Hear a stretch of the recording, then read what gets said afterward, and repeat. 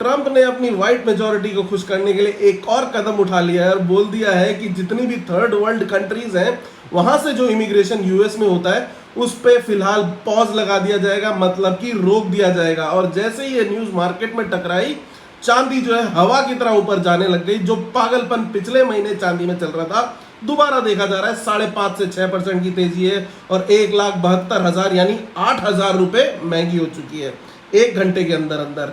वहीं पे इंडिया के जीडीपी फिगर है, वाह क्या फिगर है, 8.2%।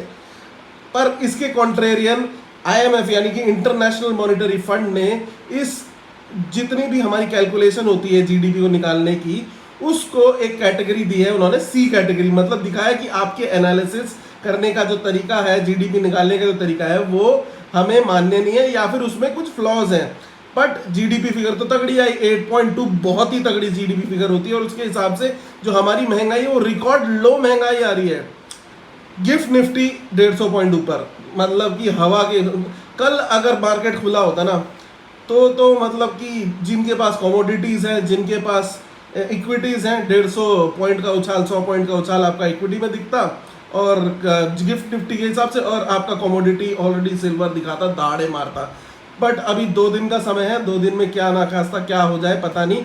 बट फिलहाल तो मार्केट खुशी मना रहा है और देख रहा है ऑल टाइम हाई को पार करने के लिए।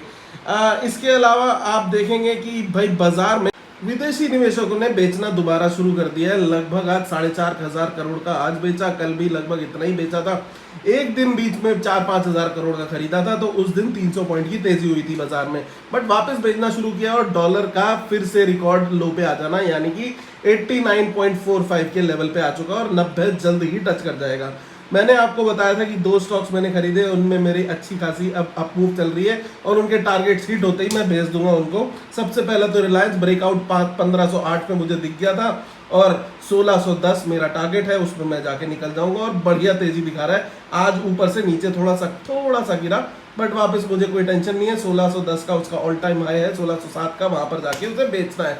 वहीं पे आईसीआईसीआई बैंक बहुत ही बढ़िया जर्नी चला रहा है वो, और जल्द ही 1405 का पहला टारगेट मेरा हिट होगा और अगला टारगेट सीधा रहेगा 1550 का, जो कि उसका ऑल टाइम हाई है।